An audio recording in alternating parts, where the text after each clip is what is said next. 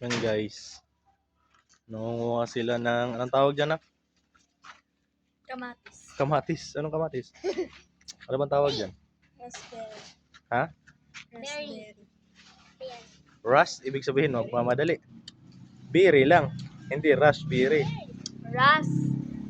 Ang rush, nagmamadali. Ayun o, itim mo, yun o. Rush yun. Rush. Ito yan guys. Alam niyo ba to guys? Ano?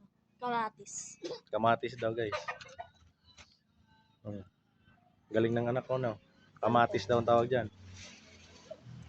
Naglili naman sa. Asim.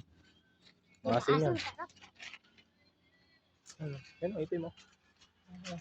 Hindi mo nakikita yan. Huwag mo ibubulsa na ko. Nakulay yan sa bulsa.